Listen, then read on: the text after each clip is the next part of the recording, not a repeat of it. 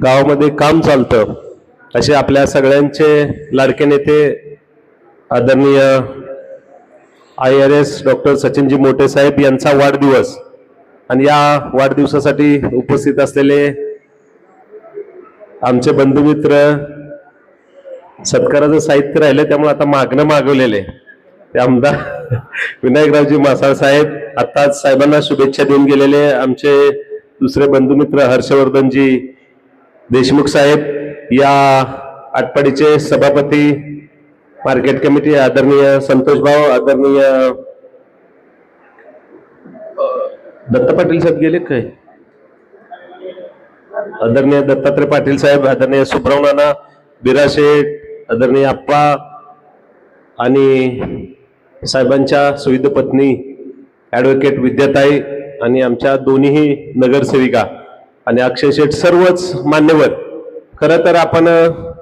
साहेबांना आज वाढदिवसाच्या आगळ्या वेगळ्या शुभेच्छा द्यायच्या म्हणून एक वेगळी संकल्पना घेऊन प्रशासनाच्या काही योजना असतात महिलांना सक्षमीकरण करण्यासाठी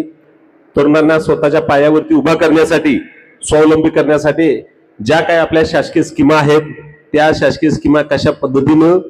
शासनाच्या चालतात हे समजून सांगण्यासाठी उपस्थित असलेले सर्वच प्रशासकीय तुम्ही सगळी मंडळी सर्व पदाधिकारी खरं तर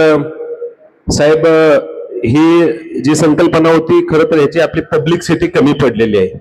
म्हणजे बाहेर आपण बिराशेट आपण तरुणांच्याकडे सांगण्यात आपण कमी पडलेलो आहे वस्तुस्थिती आहे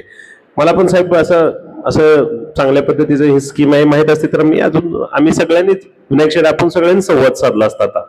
त्यामुळे हे व्यवस्थित कल्पना नव्हती त्यामुळे थोडंसं तरुणांपर्यंत आपण पोहोचू शकलो नाही परंतु साहेब तुमचे विचार तुमचं कार्य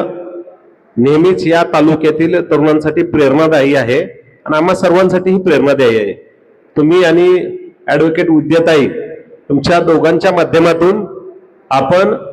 या आटपाडी तालुक्यात नव्हे तर संपूर्ण सांगली जिल्ह्यामध्ये एक प्रेरणादायी काम करत आहात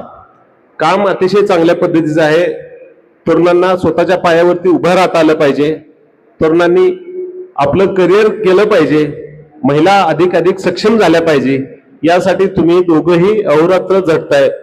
आता देवघाटवरती सिद्धिविनायक हॉस्पिटलच्या माध्यमातून आज मला तो दिवसभर मोफत कॅम्प ठेवलेला आहे साहेब अशा अनेक वेगवेगळ्या संकल्पना घेऊन आपण या तालुक्यामध्ये दोघंही लोकांना सोबत घेऊन पुढे जात आहे तुमच्या दोघांच्याही संकल्पना खूप चांगल्या आहेत तुमच्या दोघांच्याकडे एक विजन आहे म्हणजे या तालुक्यातला तरुण या तालुक्यात